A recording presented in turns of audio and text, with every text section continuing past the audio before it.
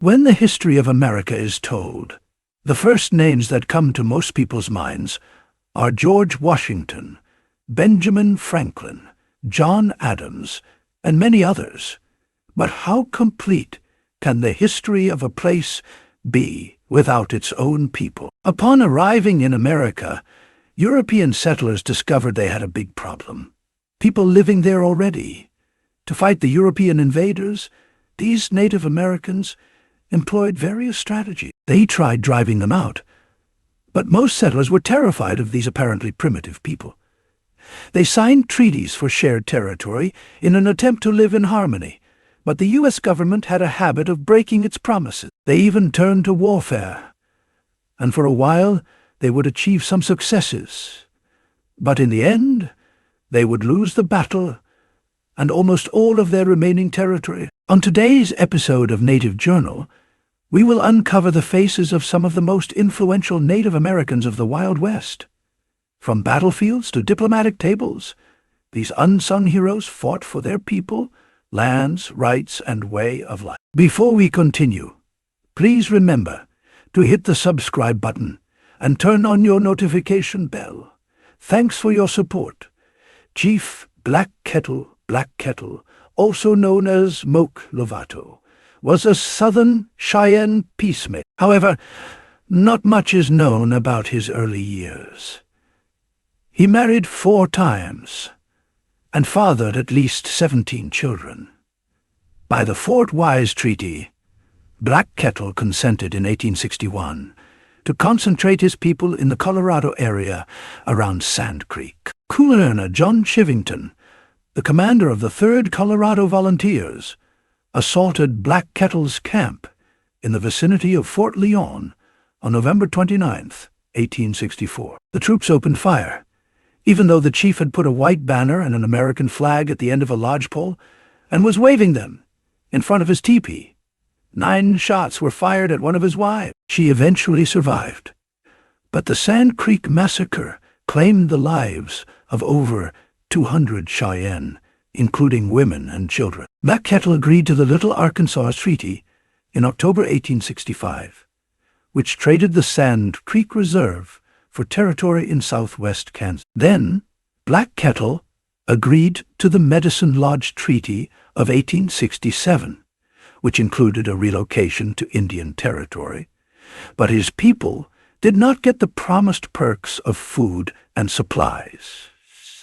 General Philip Sheridan gave the command for the American military to launch a winter campaign against Indians in 1868, since they were the ones who were raiding settlements. Led by the Osage Scout, Lieutenant Colonel George Armstrong Custer and his 7th Cavalry traced the trail of a Kiowa raiding party to 47 lodges camped on the Ouachita River.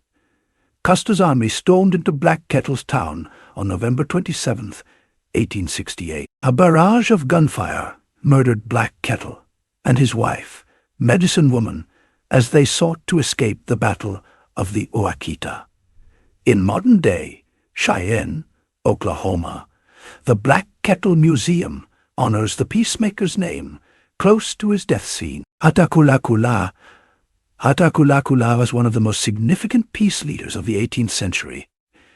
He was a Cherokee and went through really difficult times. Cherokee towns were almost decimated by the smallpox epidemics, difficulty in maintaining a level of crop output to feed the people, and the continued encroachment of European settlers into Cherokee territory. He was one of 7 Cherokee envoys who participated in diplomatic attempts in 1730 to establish a friendship and peace treaty with the British. The purpose of the pact was to guarantee unfettered commerce in North America between the Cherokees and the British. Hatakulakula conducted inter-indigenous diplomacy with non-Cherokee native peoples in the Ohio Valley, the South, and the regions surrounding the Great Lakes in the 1730s and 1740s. The British have called him a rogue, dishonest, and bothersome, among other things, yet these descriptions underestimated his abilities as a diplomat and negotiator. He was not to be taken lightly. In addition to giving Cherokees access to much-desired trade products, his deft diplomacy assisted them in adapting their traditional folkways. As colonialism pressed on both Cherokee and Creek communities, Attacullaculla's diplomatic abilities enabled the Overhill Cherokees to preserve their quality of life and secure their position of political authority. John Ross, who was only 1/8 Cherokee, led the Cherokee Nation as a chief from 1828 until his passing in 1866. Ross held property with slaves in North Carolina and worked as a missionary interpreter and middleman between the Cherokee people and Washington officials over the years. Things could have gone better for the Cherokee people by the early 1820s. In an attempt to stop the tribe from being forcibly exiled, Ross filed a lawsuit. After serving as president of the Cherokee Constitutional Convention in 1827, he collaborated with the American government and his people to pursue aid and justice for the Cherokee people over the following 10 years. Despite many court decisions that declared the Cherokee the land's legitimate owners, these decisions were never carried out. Therefore, Ross's efforts gradually went mostly unappreciated. Ross is renowned for having led the Cherokee people on what is known as the Trail of Tears into Oklahoma in 1838. Rachel Caroline Eaton, at a time when few women, let alone Native American women, had access to graduate study, Rachel Caroline Eaton became the first known Native American woman to get a Ph.D. in 1919. Eaton was a Cherokee Nation member who devoted her life to studying and teaching others about her people's past. Her first book, John Ross and the Cherokee Indians in 1914, attracted national attention to the Trail of Tears, the genocide, and the forced evacuation of her nation's majority from their country, in addition to her unceasing efforts in advocacy and education. Eaton acquired her early schooling from family matriarchs and the Cherokee Nation public school system, since Cherokee society was matrilineal rather than patriarchal. She learned the value of preserving history for future generations from her grandmother, who lived through the Trail of Tears. She taught most of her life at various institutions and schools, including the Cherokee Female Seminary, from which she graduated in 1888. Eaton had a significant role in forming Native women's clubs in the 1920s and 1930s. However, her publications were few because of racism in academia, but her influence on Cherokee education lives on.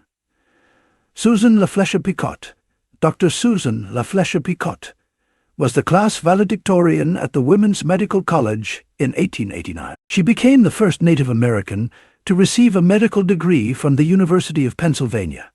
The following year, she returned to her nation, the Omaha tribe of Nebraska, where she became the Bureau of Indian Affairs' sole physician. LaFlèche-Picotte always intended to go back home.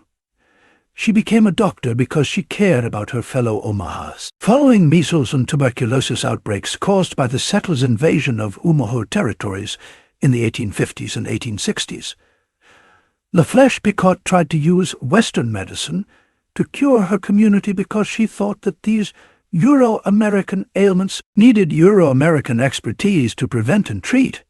At first, LaFlèche-Picotte favored catastrophic government assimilation programs such as land allotment, which divided tribally held territory into discrete pieces of privately owned land. This would prove contradictory to her work advocating for health and place her in conflict with many of her peers who backed Native sovereignty. Her perspective on integration would shift after years of serving as an intermediary and health advocate for the Umaho community. LaFlèche-Picotte placed a growing amount of responsibility for the Umaho people's deteriorating health on the Baya and white settlers. Driven by her frustration with the Baya's lack of commitment to health care, she raised private funds and opened her own hospital in 1913. LaFlèche-Picotte, who battled ill health for the majority of her life, passed away at the age of 52 years later. The fact that the hospital is still operational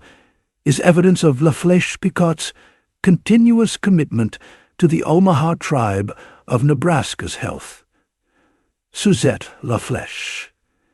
Suzette LaFlèche is another Native American woman who desires a career in education. The daughter of Omaha, Chief Joseph LaFlèche, she returned to her native Nebraska in 1875 to apply to teach on the Omaha Reservation after attending college in New Jersey and being featured in the New York Tribune. Unfortunately, her application was turned down just because she wasn't white.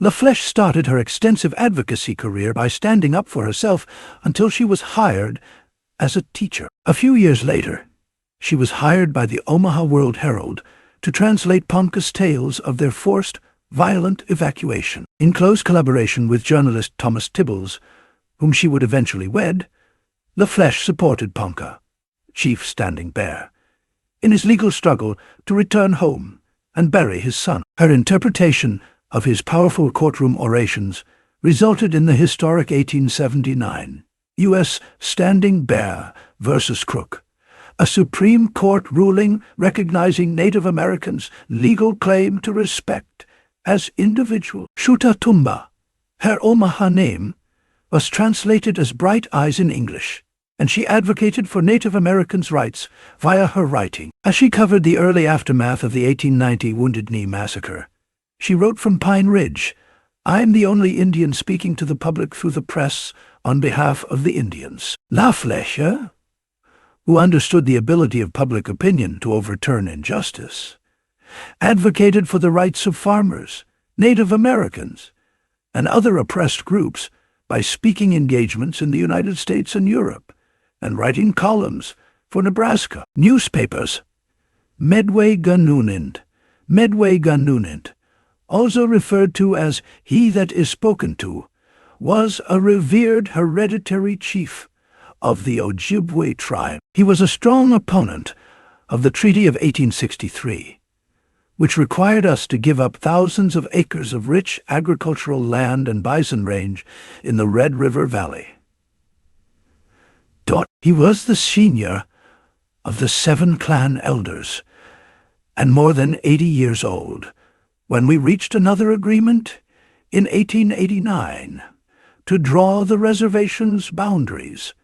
He represented his people as a diplomat, visiting Washington with delegations of the Ojibwe people. He was given a 38-star American flag in appreciation for his efforts. He persevered during a challenging period and was considered a visionary who fiercely disagreed with the reservation's allocation. Pontiac. Although not much is known about Pontiac's early years, it is thought that his Ottawan parents gave birth to him around the Detroit or Maumee River region. By the time he was 30 years old, he was well known among his tribe. Following the French and Indian War, Pontiac had negative feelings towards the British and their approaches to trade. In response, he launched a campaign of extensive raids in 1763 that became Pontiac's rebellion against British forts and towns in Ohio. But how Pontiac carried himself infuriated other Native American chiefs and those of nearby tribes. Some felt he abused his fictitious chief title given to him by the white man to gain unwarranted influence and authority. Pontiac was later murdered by a member of the Peoria tribe in 1769. Tecumseh was a Shawnee chief with combat experience, but he's better known for his diplomatic efforts on behalf of Native Americans. Tecumseh, born in Ohio in the late 1760s, was a powerful and captivating speaker. He was furious in 1809 when the Treaty of Fort Wayne gave the United States control over 2.5 million acres. His argument was that the land belonged to the early settlers and that no tribe should be able to purchase or sell any portion of it in an attempt to unite all of the Native American tribes. Though it was too late, Tecumseh hoped to foster unity among all Native Americans, Tecumseh eventually allied himself with the British and perished in war in 1813.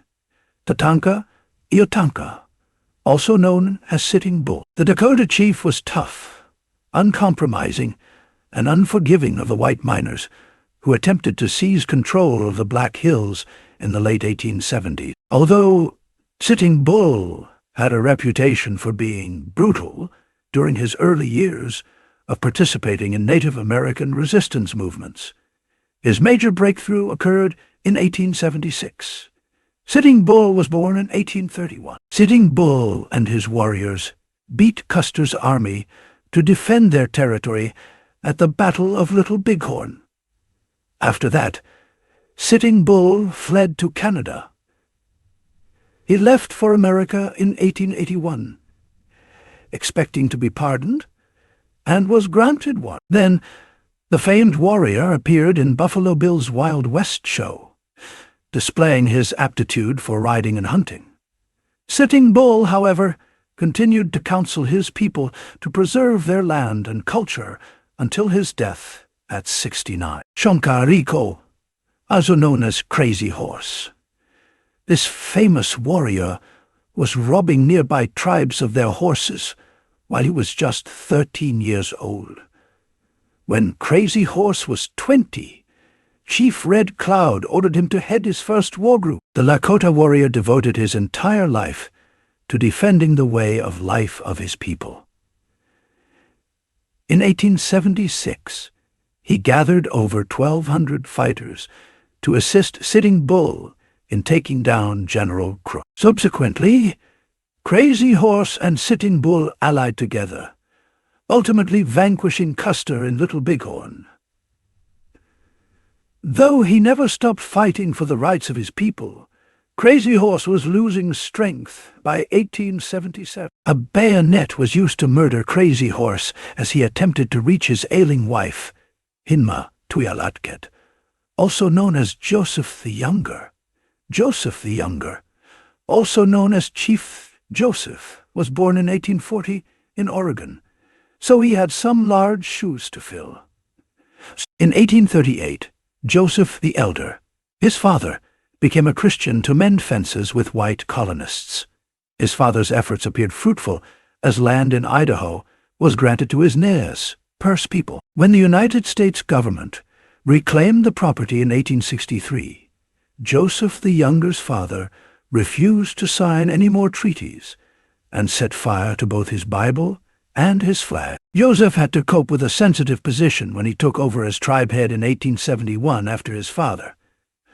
Ultimately, he consented to relocate his people to the now reduced reserve in Idaho. But he never did. After fending off an onslaught by white soldiers, they had to cope with the government's anger.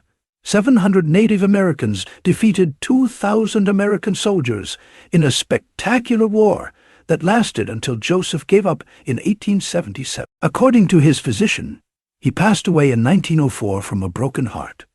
Macpialuta, also known as Red Cloud. Red Cloud fought for the majority of his life. Red Cloud's original purpose was to protect his Oglala people from the Pawnee and Crow tribes. But by the time he was in his 40s, he was involved in fighting white people. His actions forced men to retreat and live in dread for the remainder of the winter, ultimately resulting in the fall of Fort Phil Kearny in Wyoming in 1867. The government granted Native Americans territory in South Dakota, Wyoming, and Montana as part of the Fort Laramie Treaty, which was ratified in the next 2 years. However, Red Cloud and his people lost their country when the Black Hills were attacked shortly after.